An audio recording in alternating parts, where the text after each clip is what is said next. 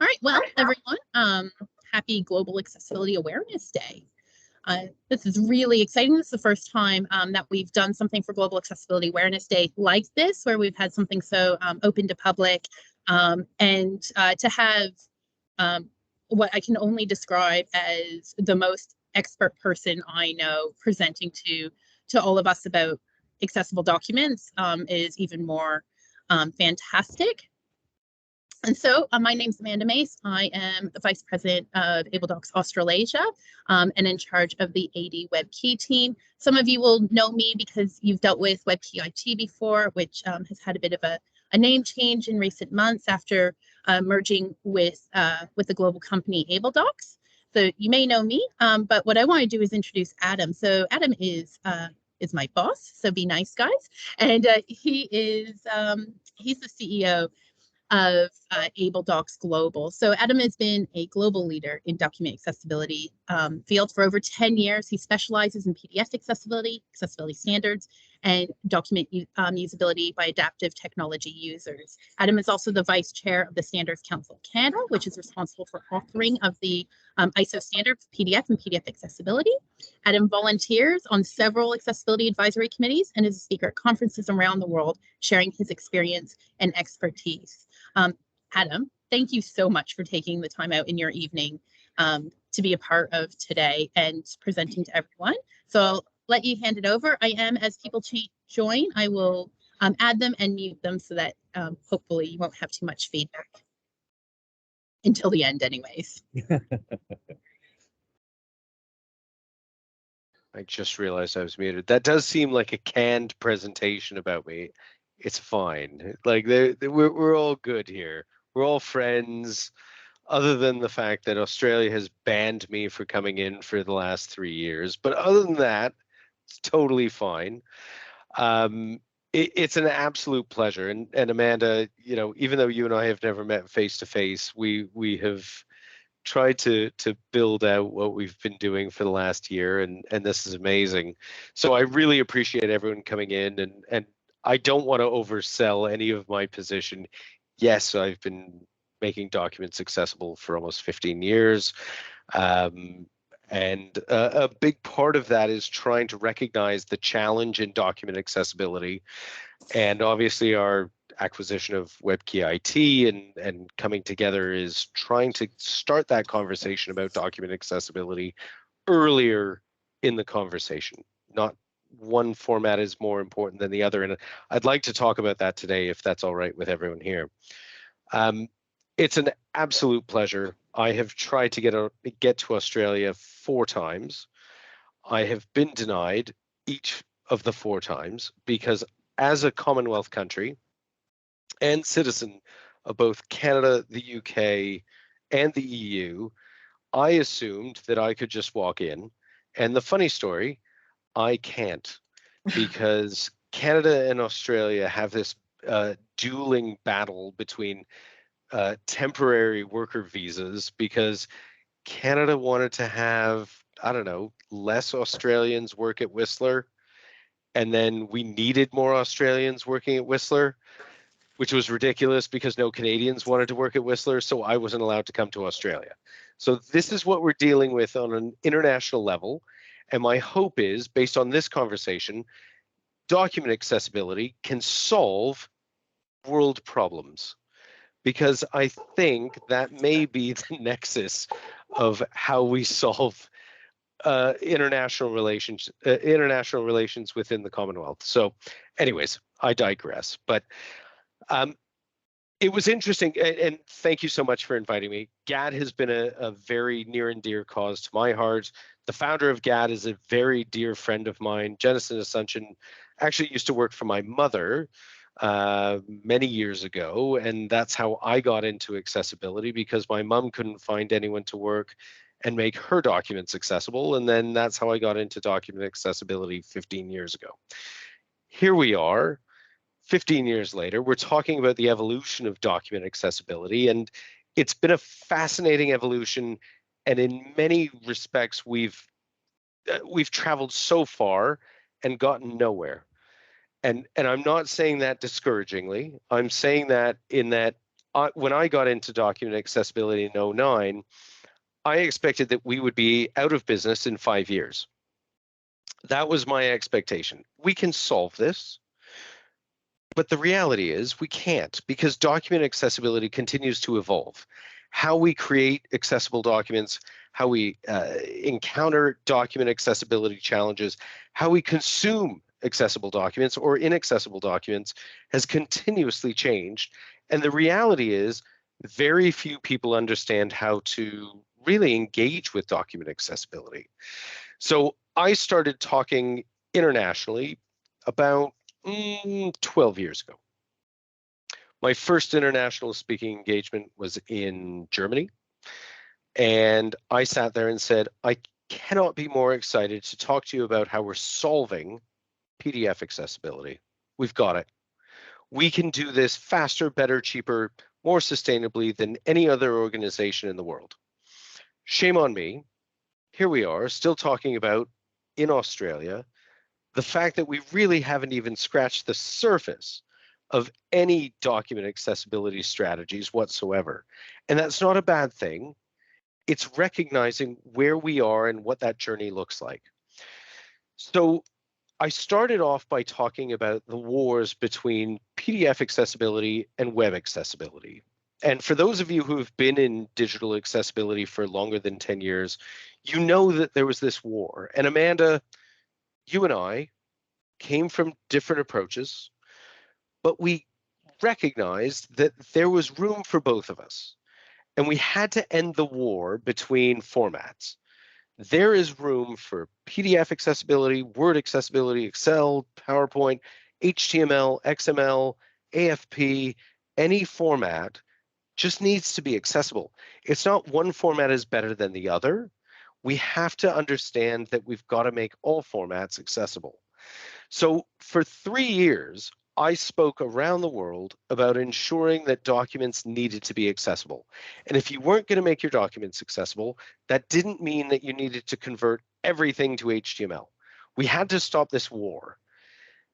And there's a good reason, because certain formats are better for accessibility than others.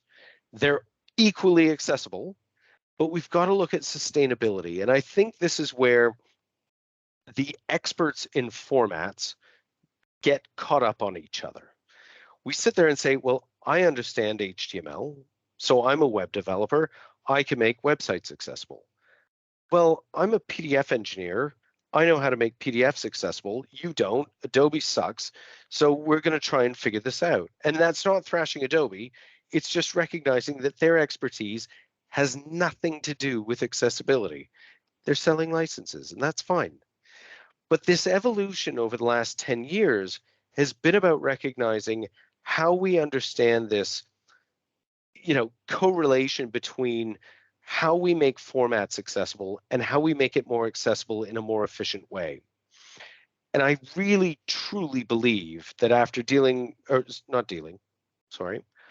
working with the W3C, the IAAP, the ISO, and any other manufacturer or developer of any other format, we don't talk well with each other. There's this competitive nature between the formats that says, my way is the only way. And even internally, I will share a story. We decided to take a path down a certain content management system, saying that this was the most accessible CMS that we could find. And then we realized that that wasn't actually true. So we spent all this money changing direction to try and go down that path, and realizing after all of that effort, it was just one person's opinion that that was more accessible than what we were doing before. We've got to stop competing. And I think accessibility is one of the only industries in the world that we can actually take a step back and say, we can collaborate about this. There are far too many websites and documents for any of us to find the end of that path. I'm best friends with our biggest competitor in the world. He's a great mate of mine. I love him dearly. But we both know we just need to make the format better to ensure that our end users, not our clients, but their clients, are able to interact with content. And so as we continue to push that boundary of what it means to be accessible, how we pursue a standard to say organizations that are producing content are able to validate whether they are in compliance or not, because we often deal with carrots and sticks, and I'll get back to that in a second. How do we say I'm accessible or I'm not? I'm in compliance or I'm not? I have mitigated my risk or not, without understanding where that bar is set. So one of the things that I've done for the last too many years is try and get people to talk in the same language. I was very involved in legislation here in Ontario and Canada, trying to make sure that we could say, if you're creating this format, this is the legislation, sorry, this is the format, this is the standard, this is the guideline that we need to pursue. And it's very tough when we're battling against commercial interests who don't understand what accessibility means, saying, oh, it's too expensive. But you don't even know. And I think one of the cool things in Australia, given that we've got more Australian participants than any other, you're at a point where you can start having that conversation where it's not just accommodating an individual, it's about understanding how we are able to be more open to as many people as possible if we follow certain standards. The whole basis of standard-based implementations is so that developers, software developers, implementation creators, remediators, anyone who's creating content can understand what target they need to hit. The second that area becomes gray, it becomes very difficult to say what I'm producing is accessible. And the reality is, and one thing that we've seen here in Ontario, given that we put legislation in place earlier than most other jurisdictions in the world, is that it's very difficult to draw a line in the sand to say this is or is not accessible. I will preface my next few statements by saying checkbox accessibility is not the bare minimum. You've got to recognize where that barrier sits. It is not just using an automated checker. You've got to know where those limits are and where that capability sits with the tool. Ask the difference between any of those vendors, and I won't go into details, but the difference in quality and capability of a tool set to say, am I truly generating something accessible? Do I need a first-person user experience to call me out? And what else can I do to ensure that the content that I'm creating is fully accessible to be engaged with by someone with some form of print disability? I think in many jurisdictions, we've gotten to the point where we've become ignorant and saying, I'm trying to make this problem go away. As a Commonwealth country, we typically look towards the Human Rights Commission to just say that we're offside. In the US, as an example, they are typically going to litigate against, they're going to sue an organization. Canada and Australia, and the UK and New Zealand and others, we're probably just going to say, can you do better? I'd like it if it was more accessible. But the reality is this is a difference between someone living independently and consuming their own personal content on their own, or requiring someone else to participate in their own personal information. And again, as I talk about this continuum of how organizations have made content accessible and how we need organizations to make their content more accessible, it's too late to just say, well, we're learning. We've already learned. The rest of the world has learned. Any jurisdiction can say, we understand what it takes to make content accessible, specifically documents and websites. And we've got to double down on the fact that we can call organizations out and say, what you're doing is not enough for me. And when we started, there were these really cool moments where we said, I am now able to hear, or I'm now able to feel a piece of content that I couldn't engage with before. A lot of it was reactive. People were calling into organizations saying, I need this level of accommodation. The reality is, and particularly through COVID, we don't have time to wait for content to be made accessible because it's already changing for the next time. So we've got to make sure that we're accessible from the time that that content is created. There we go. And then distributed to the individual who's going to consume it. I'll share a quick story. One of the things that was really interesting, and I really double down on the fact that organizations and governments should learn from other organizations and governments that have legislated this before or been through litigation before, where we sit there and say, okay, maybe we don't know. That's okay. We're still on this learning continuum where we need to know more. Why don't we just ask people who understand or who have been through this and see what was successful there for them?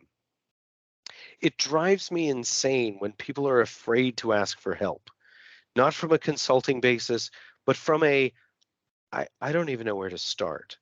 And document accessibility in particular is much more engaged at a level that says you've got to take some time because nobody goes to university to learn how to make a document accessible. That's just not a thing. You can go to university and learn how to make a website, how to build out an HTML page, but you're not going to start from scratch and say, I'm now a PDF engineer. It's not a thing. And that's okay, but at least ask the people who know what to do in order to get there.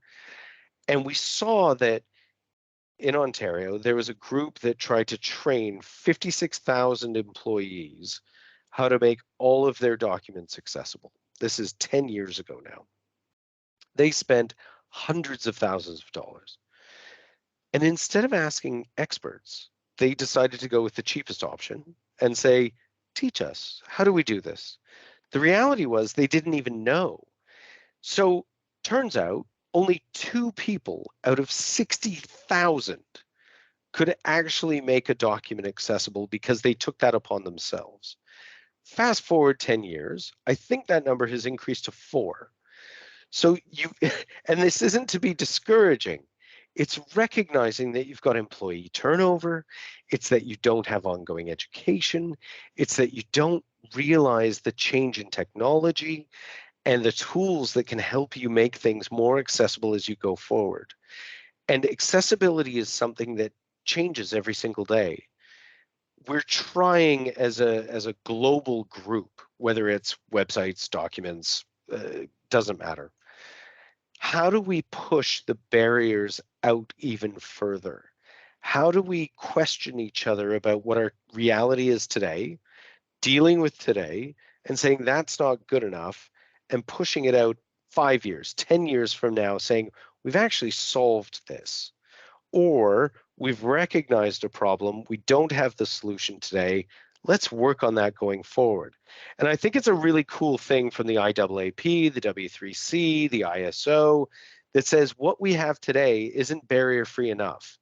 I always say this internally, my goal is to be completely obsolete. I want to build a company into obsolescence.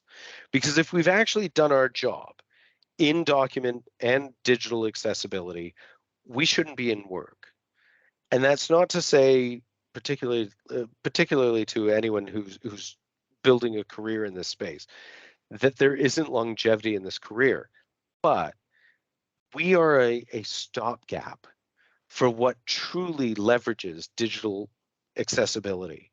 We want to make sure that all content is accessible for all people, regardless of how they're consuming the content. And we can continue to call out non-compliance to standards, non-engagement from adaptive technology, non-recognition from the major producers of content like Google, Apple, Microsoft, others.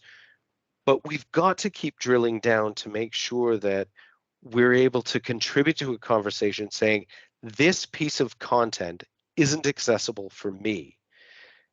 And it's okay if you don't understand how to make that accessible, but if you don't contribute that back, then those of us in the industry can't build a solution to make that accessible going forward.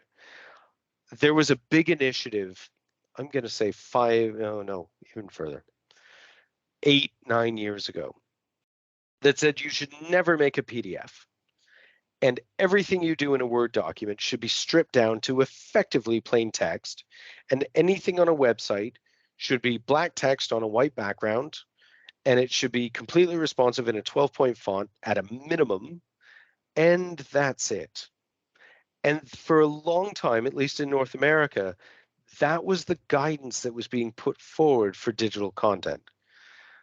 However, those were workarounds. Never use a table. I was at a conference, and I don't think she's on here. I don't see her.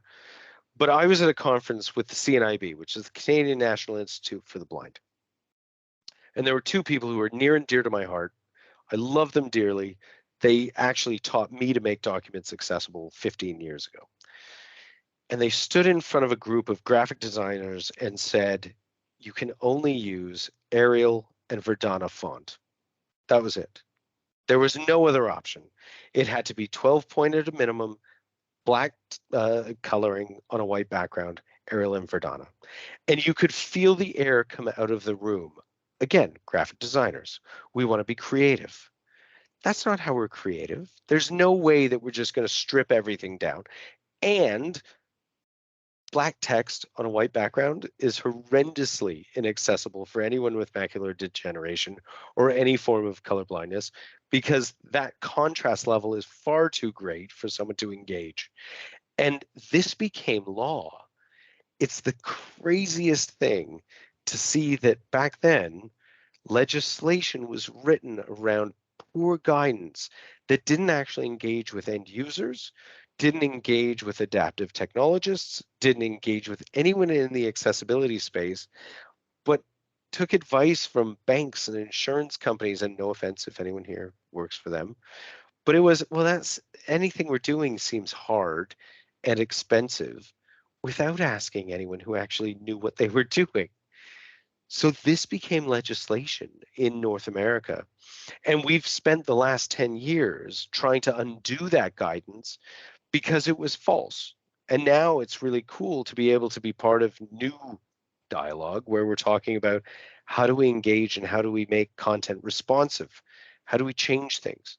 COVID ended up being a tremendous blessing for the digital accessibility space because everyone's working from home and consuming content electronically rather than in hard copy.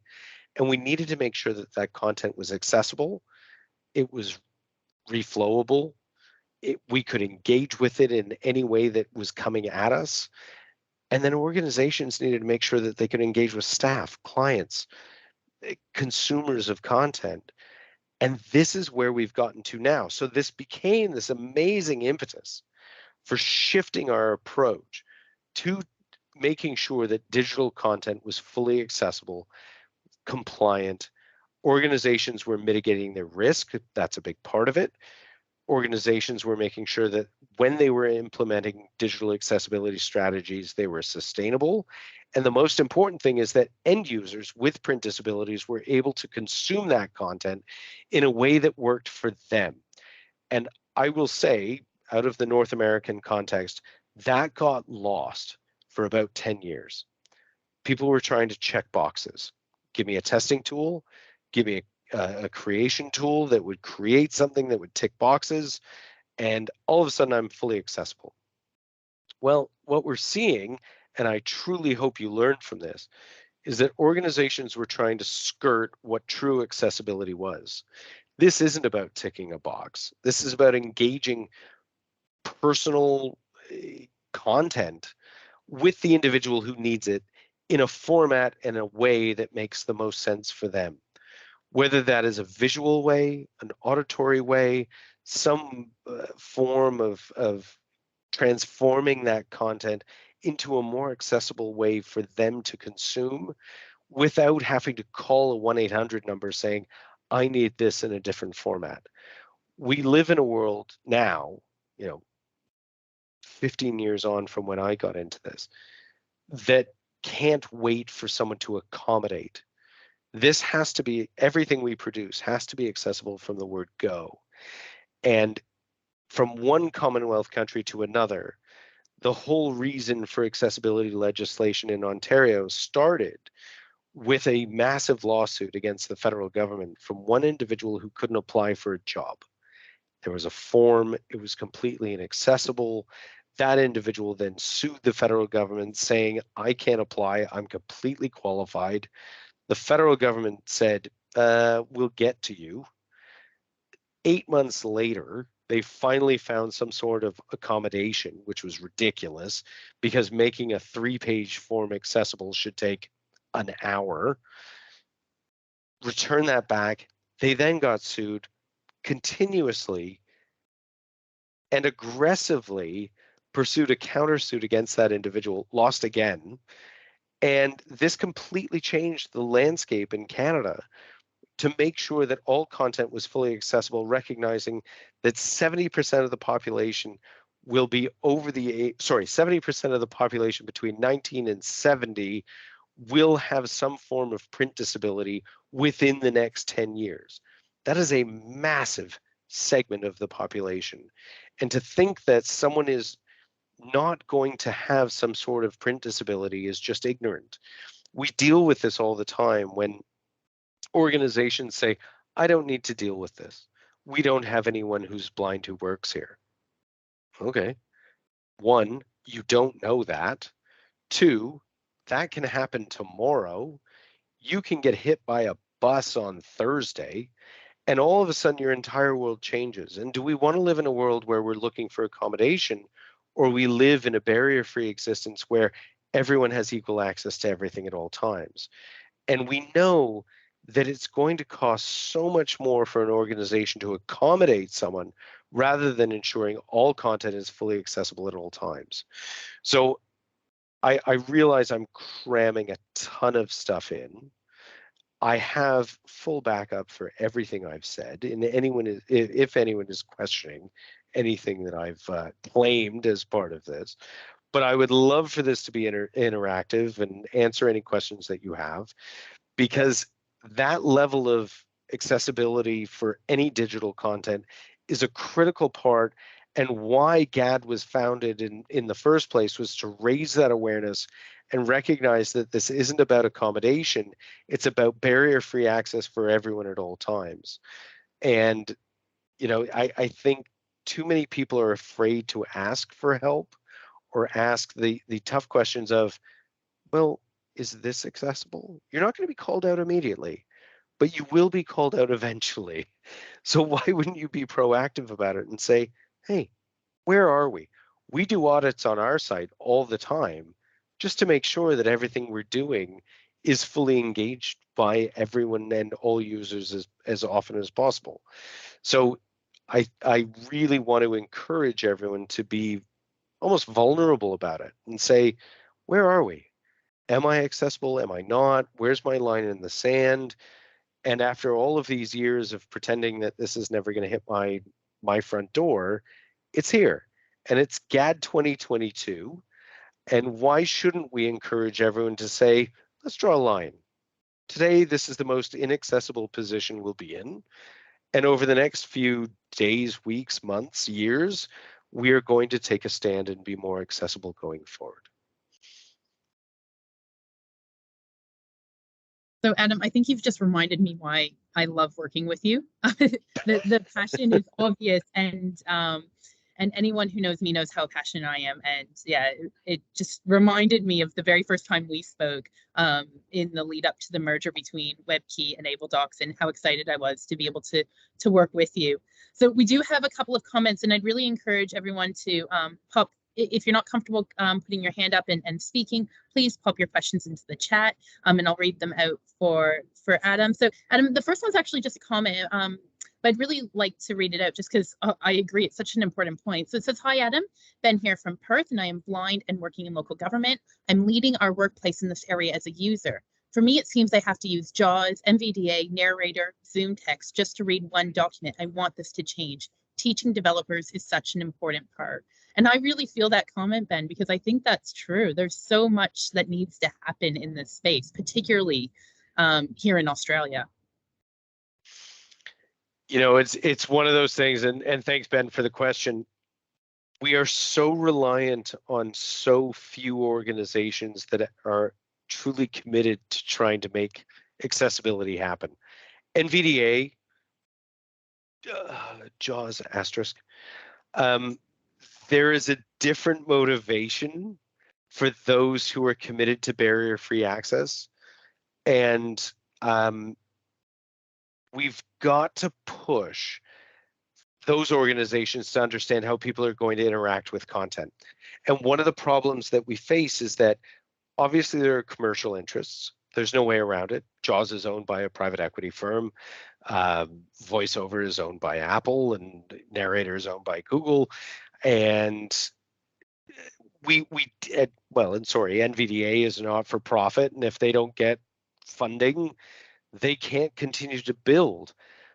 The comment that I will make about that is that for many years before standards were put in place, those AT companies didn't know what to do. And we've got to make sure that those standards are followed, because people are creating content in so many different formats. And if we keep moving this bar, saying this is an accommodation versus this is how we consume content every single time, and I am a standards guy at heart. I have been part of the ISO and part of writing and contributing to the ISO standards for PDF and PDF accessibility. Amanda, you've been part of the WCAG standards, and I know there are other people on this call who are just as committed to that. The reason why standards are important is because we can say, if you want to consume this type of content, this is how you do it. Not, we've made a specific accommodation for you as an individual or this type of format, and now you can hear it or feel it or transform it into a way that you consume.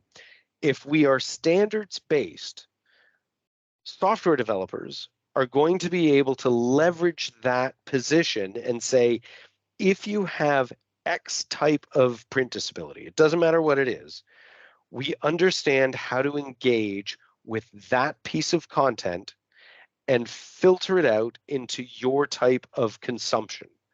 And that becomes the most important part about this. It kills me, and I'm sorry, there are too many people on this call, and if I offend anyone, won't be the first time.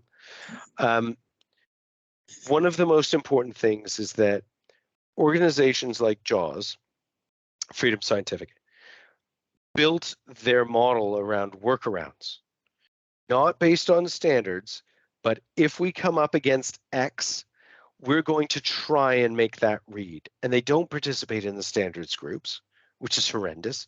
Neither does Microsoft, Apple, Google, Oracle, any of the major producers of content. They don't engage with the standards groups to say, okay, we understand why we're doing this. Now let's make sure that our tool set is able to provide access to that type of content. And we pick and choose. SmartArt, I'll just pick something out. SmartArt is a great example in the Microsoft suite that is horrendously inaccessible. All it needs is a conversation. Do you know what SmartArt is at its core?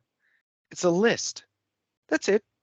We could really easily transform that content into an L, an LI, an LBL, an L body, and all of a sudden, whether you're converting that into HTML or PDF or keeping it in its native state in the Office suite, that's now fully accessible and consumable as a list.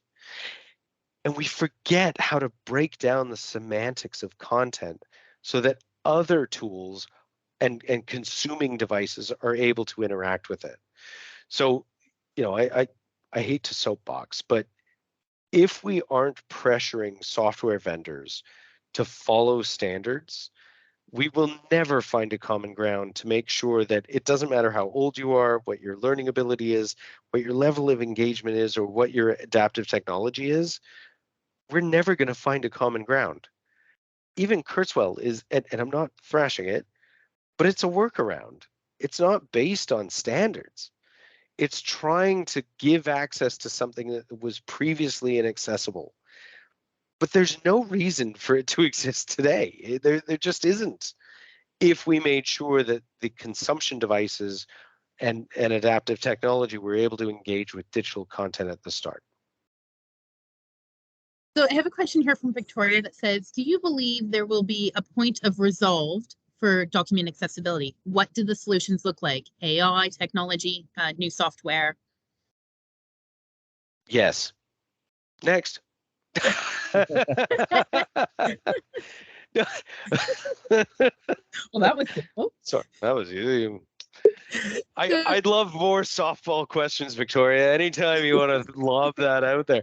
No, but this becomes part of the challenge. And one of the reasons that we've had a problem in getting AI to engage with content is that there hasn't been a standard set of engagement with that content.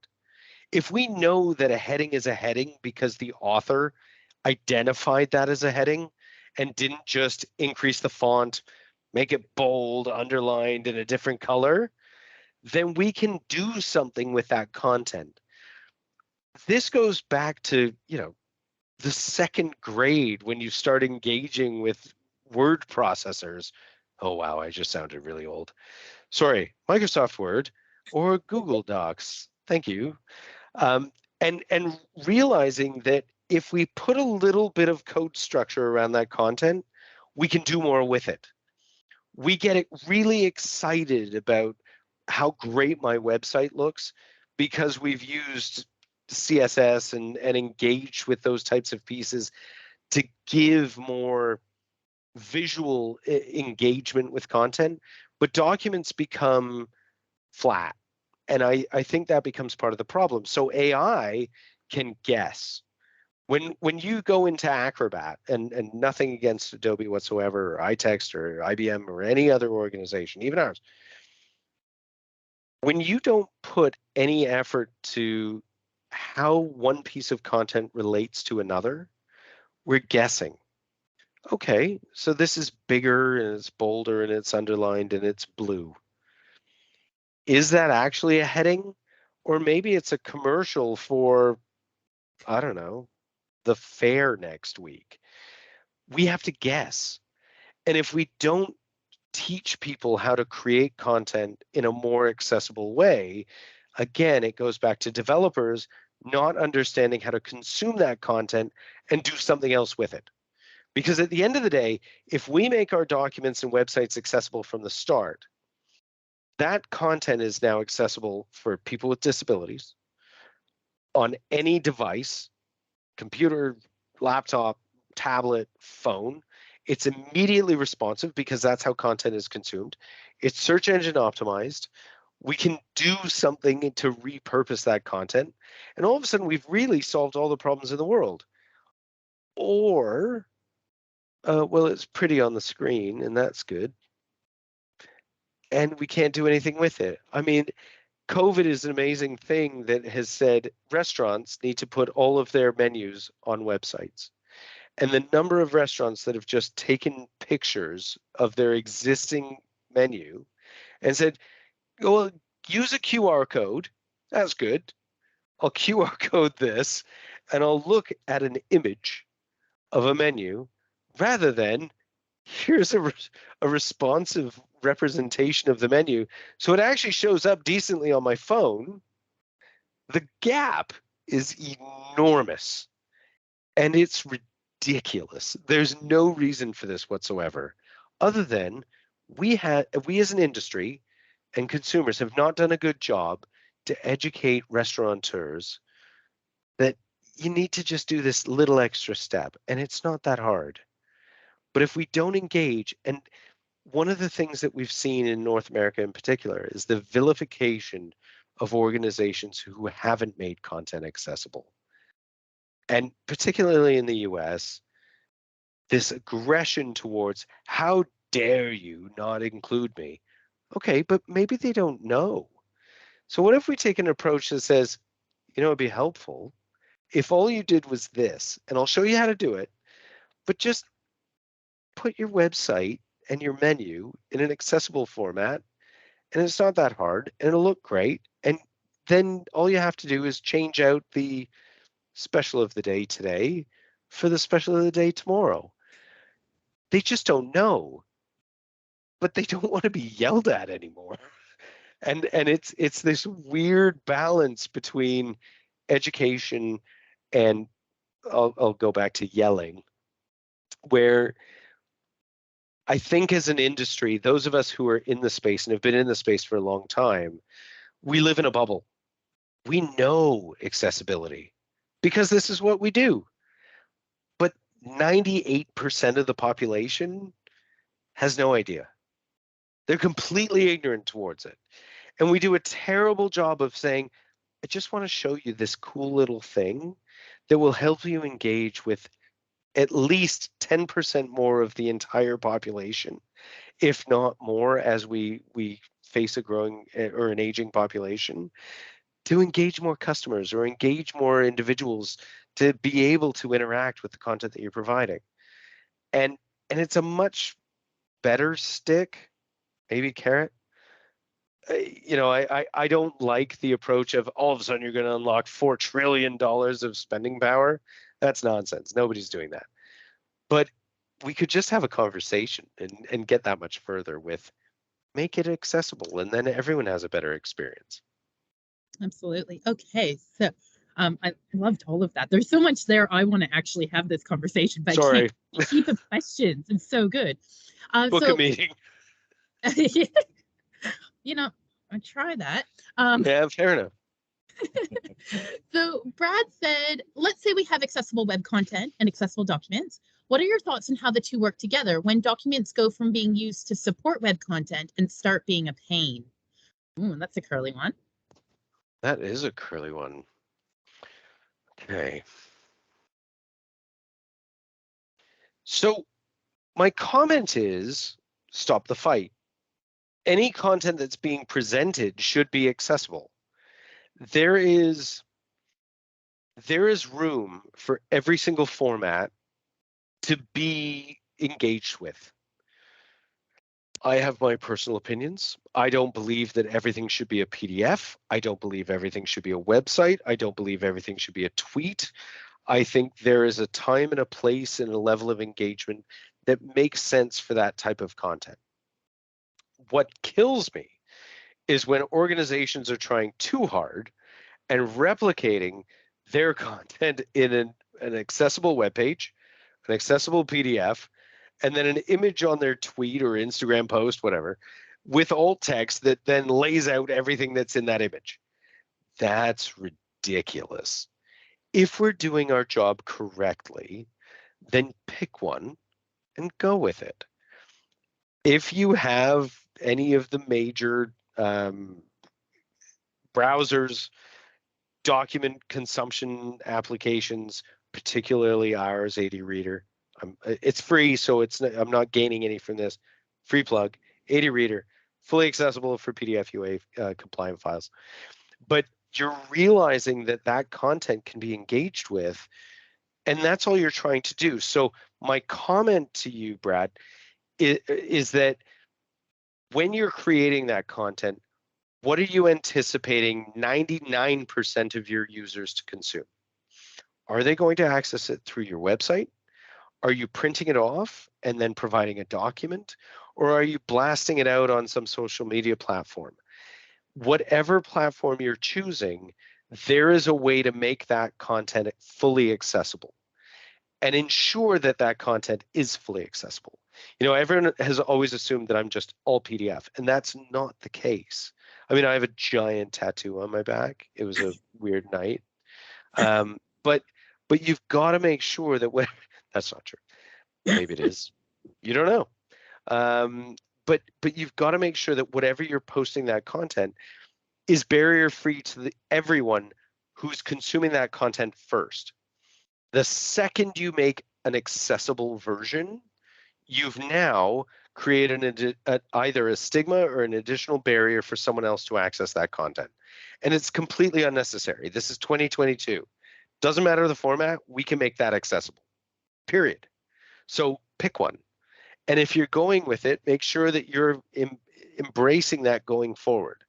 So if it's a PDF for someone who's sighted, great. make the PDF accessible. If it's a website for someone who's got a print disability, great. Make sure that everyone is able to access that website. Never, ever, especially with hidden text, say for an accessible version, select here. And all of a sudden it brings them to a plain text version that has no semantics, no engagement. That is not how we make sure that we have a barrier-free and equal access to content. It's one of those first questions we always get asked, isn't it, Adam? Should I just make an Always. accessible version of this? And it's like, well, yes, the original would be good. Would you like a TXT file because it works with JAWS? Can I make this JAWS accessible? No, that's not a thing. It's just readable because it's garbage. Thank you. Would you like to read me a bedtime story? I'd love nothing more. Thank you. Victoria, really quickly, because we have some questions to get through, but did you have a comment to that? I have to say, I feel this so much, and this is something I come across. I had somebody want to put in this very complex graphic that had tons of really important information that demonstrated this planning project, and they were like, well, I'll just write a book in the alt text. And I'm just like, no, and they're like, but the information's there, and I'm just like, no. And having that conversation with them and trying to get them out of this, like, well, it makes the checker go green, and I'm just like, no, I'm like, I can roll my head across the keyboard and the checker is going to go green. That's not an indication. So yeah, I feel this. I'm very excited to hear a lot of the things you're saying, because I get right behind this. But yeah, it's right. It's about engaging and having those conversations and trying to like redirect people who are just like, well, I'm just going to try to do this because it's meeting some of the things that you've highlighted. But the one comment I will say, don't discourage the people that are trying. Don't, because they have at least made a first attempt. They may not know, but they've made a first attempt. And then it's up to us to come back in and say, I see what you're doing here. That is terrible. But we will be able to show you how to do better. And because they at least acknowledge that they've got to be doing something. And that's a great first step. It's a journey. This is something that, like, I've been working with organizations for, over a decade. They still have teams that are completely inaccessible and unaware, even though other parts of those organizations are fully compliant, fully accessible, and are all bought in. We can't discourage people from trying, but we've got to bring them around and say, I see what you're doing. Cool. Not great. Let me show you how. And that, again, there's such turnover in an organization, and especially large organizations. People who are trained today are gone off to another organization tomorrow. So we've got to keep that journey going and saying, even your team before was doing something, that's good. But we could build from that, and we could do better. And Amanda, I know we're short on time, but I see some wicked questions in the chat. There are some really good questions. I actually, Carmela's I could stay longer. So I guess, look, if everyone's comfortable, we can always keep going. So there's some really good questions here. I want to go to Carmelo's because I know that you're going to love this one. Like me, I was going to say go to Maureen's, but that's fine. Oh yeah, Maureen's good as well. Let's do Carmelo, and then let's do Maureen. So Carmelo said, is there a good accessible PDF examples that we can view, or a list of standards that we can use as a base going forward? So this is definitely your wheelhouse, Adam. Quick answer, yes. Next. No, Carmelo, there are absolutely standards. So the PDF Association, which is a not-for-profit industry group, has put out a complete and comprehensive guideline and samples of what document types and content examples need to look like in order to be accessible. So pdfa.org exists. You can obviously always call us and we'll answer any of those questions, but there are fully comprehensive samples of all of that content that you can review. I would also suggest that you review the Matterhorn protocol terrible name, terrible branding, but we came up with it while we were at a meeting in Switzerland, and there it was. So we came up with that. So it's a great place to start, and really understanding the base requirements to make a PDF accessible. And if you have a PDF, test it out. The PDF UA Foundation has a free checking tool. You can download that, no charge, no names, it's fine, and test your files to see whether they're accessible and compliant or not, and then request from industry experts what you can do to make that fully accessible going forward. Perfect. Okay, I will actually pop the link for the PDF UA Foundation and the PAC checker to check documents for free in the chat for you in just a moment, so everyone can have it. So Maureen, I want to get to your question because it's a really good one. Can you address getting learning management systems like Blackboard, Canvas, Moodle to build more current and user-appropriate accessibility into the LMS? Higher ed needs to do better for designers and users. Preach it, Maureen. Here's what I will say. The best thing you can do, not against, but to encourage the LMS developers to do better, is call them out for their shortfalls. Part of the challenge that we face with the LMSs is that they're trying to bluntly sell to the US federal government and education boards by checking off boxes for their VPAT, their voluntary product accessibility test. They are not following standards. They are able to identify where their shortfalls are and overcome those by saying, we're working on it. But if educational institutions don't call them out and say what they're producing isn't accessible, then they have no requirement or need to invest further. All of their accessibility problems can be solved. I can tell you this flat out. We've reviewed them. We've engaged with them before. They have chosen not to engage further. And standards exist for a reason, and their development teams should be encouraged to follow those standards further.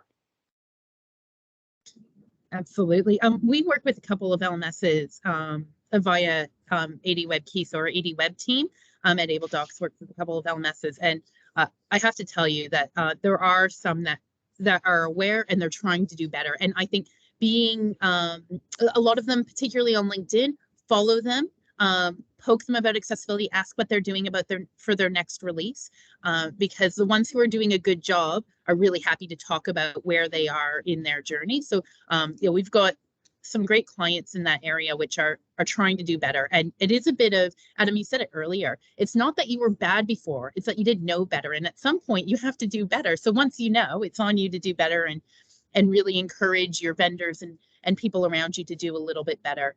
It is a journey. You're not going to wake up tomorrow and everything be accessible. I've tried that. It doesn't work.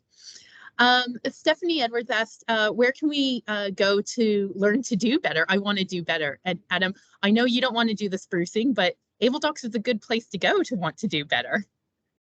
I'm not allowed to plug. I no, but here's the cool thing.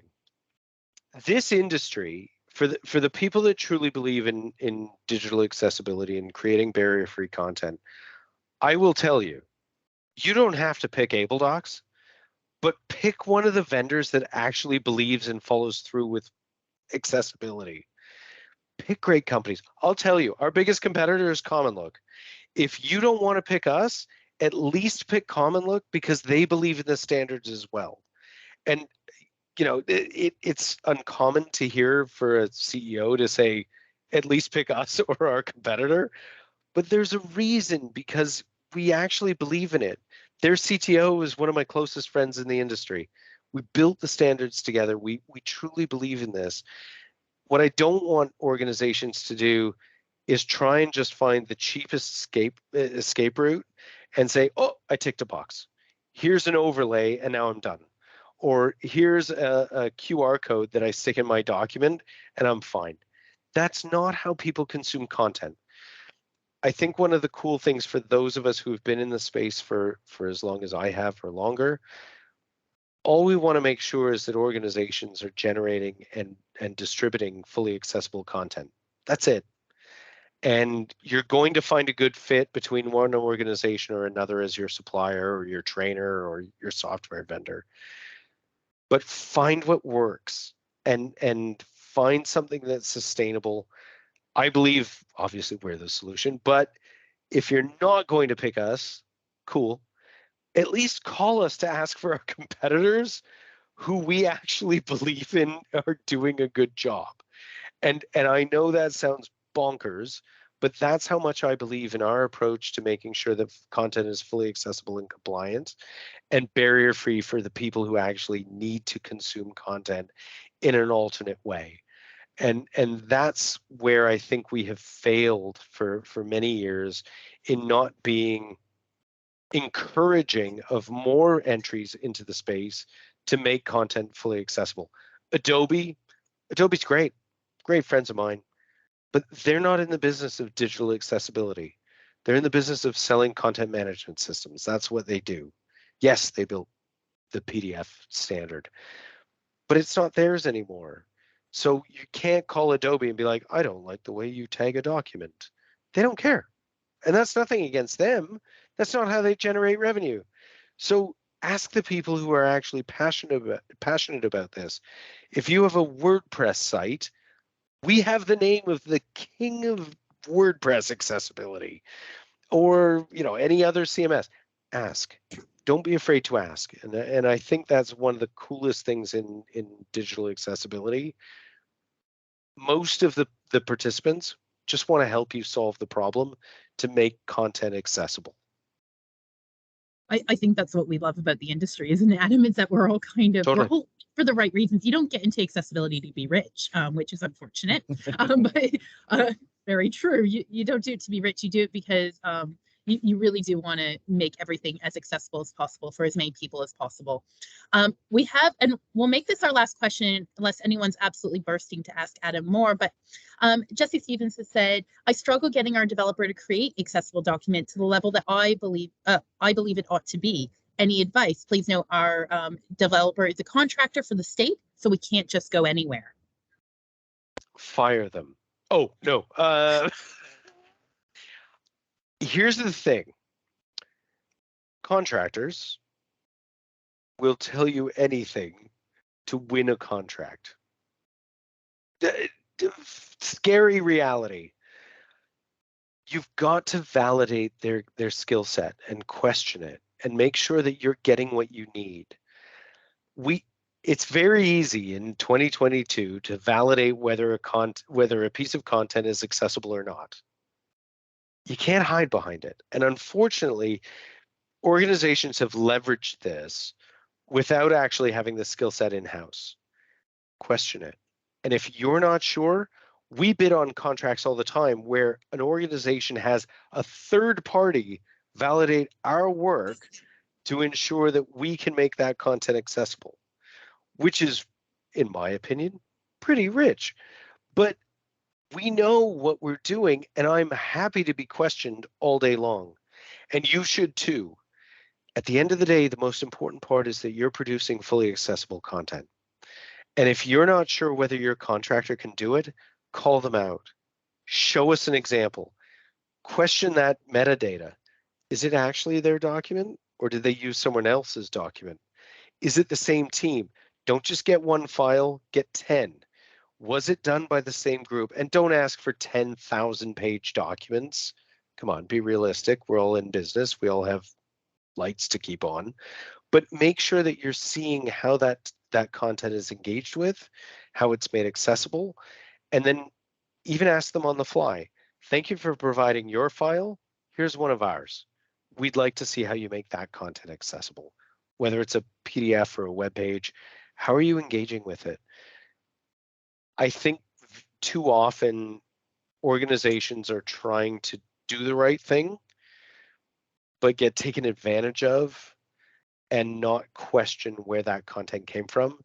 And then they get fully inaccessible content because it was a cheaper option. Don't just go for the lowest price. And that's not saying spend more than you should, but make sure you've got that balance, because the cheapest solution is never going to be the most accessible solution. We certainly have a challenge here, at least in Australia, where we have designers who have brought in third-party designers to do marketing material and such, and they don't even know.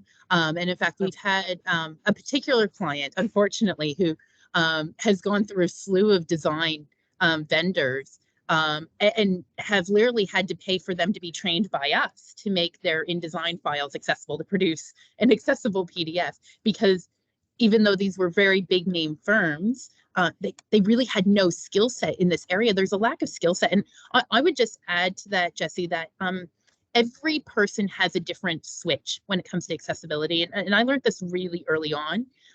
Sometimes it's empathy. So, they just want to do the right thing. Sometimes it's the challenge. So one of the things we did, and this was several years ago now, we were working with a local council, and they were developing a new website, and one of the developers was hesitant, and read that as aggressive against the idea of doing accessibility for the website. And he was really, it was almost a blocker for us. We were trying very hard to engage.